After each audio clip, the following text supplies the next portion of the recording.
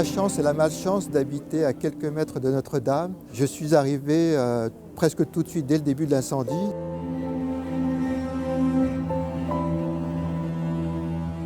Donc j'ai vu la catastrophe devant moi et j'étais tellement triste que je suis rentré avant que la flèche tombe.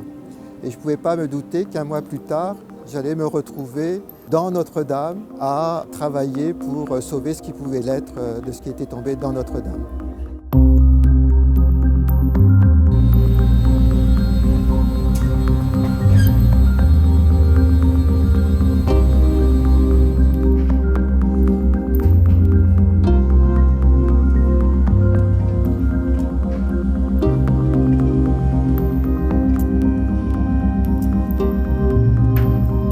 On se sert de ces planchers pour couvrir toute la surface des voûtes pour les déblayer.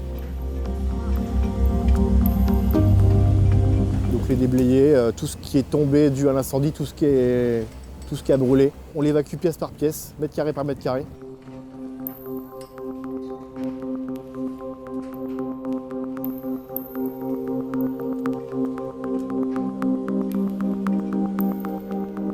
Donc c'est pour ça que les cordiers interviennent, pour justement évoluer au-dessus de cette zone, sans toucher, et déblayer petit à petit.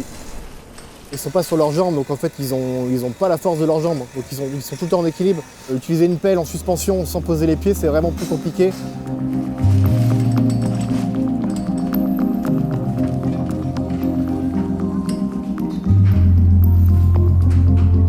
C'est une toiture en plomb, il y avait vraiment des tonnes et des tonnes de plomb, donc ce plomb-là il n'a pas disparu. Il est là, il est devant vous, il est dans le rein des voûtes, donc il y a des grandes mares, des grandes flaques de plomb.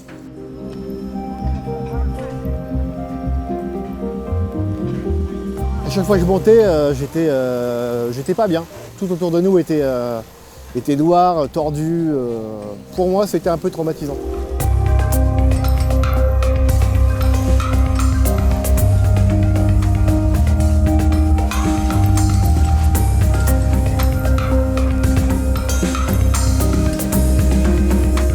Toute la matière du toit qui a été réduite, on va dire, en poussière, avec des fois des morceaux de cuivre, des morceaux de charpente, des clous.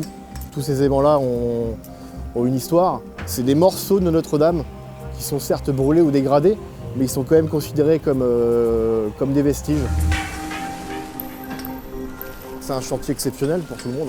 On a tout paré autour de nous. On est sur un monument qui est vivant. Moi, quand je suis arrivé, je n'avais pas pris cette ampleur-là. Et après, je me suis dit à employer le mot « L ». Alors que sur un autre chantier, on n'utiliserait pas ce mot-là, elle. Voilà, donc maintenant, on dit qu'on prend soin d'elle, quoi.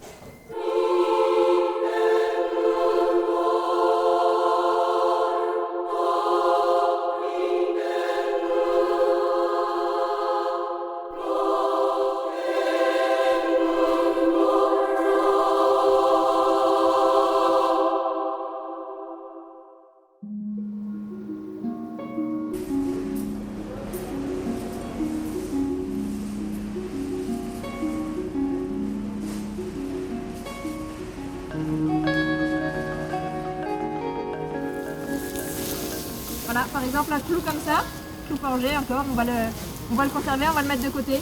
On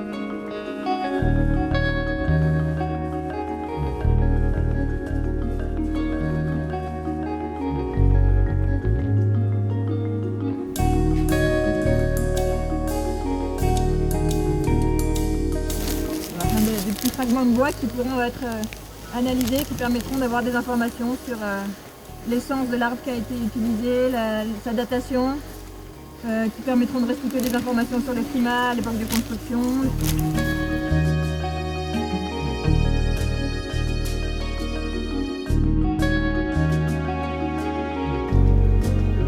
Les éléments de l'arc de la nef qui sont effondrés,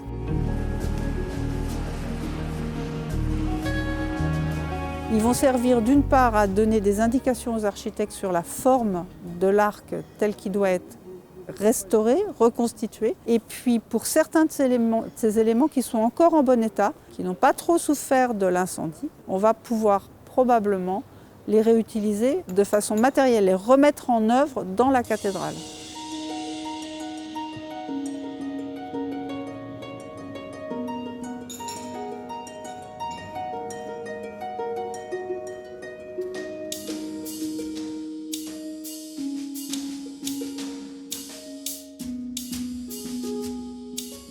On a encore le visage de l'ange qui est tout à fait lisible, avec la décoration, la dorure sur la tête de l'ange. C'est une émotion particulière parce qu'on se dit c'est incroyable qu'ils aient survécu. Parmi toutes les trouvailles que j'ai pu faire dans ces 2 ans, il y a eu en particulier d'avoir trouvé un élément de l'horloge de Notre-Dame, d'avoir extrait aussi des cloches, des fragments de cloches. Les premiers clous, par exemple, les tout premiers clous médiévaux qui sont des grands clous, très grands, très bien forgés.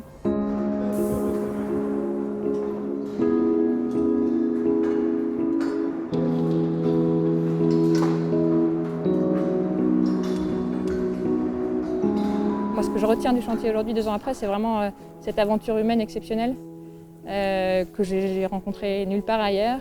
Je suis heureux, malheureux de ce qui s'était passé, mais tellement heureux d'avoir accompli ce que j'ai accompli pendant ces 2 ans. Peut-être sauver une petite partie du patrimoine de la cathédrale, qui, je l'espère, se retrouvera soit dans la cathédrale, soit dans un musée futur. L'avenir le dira.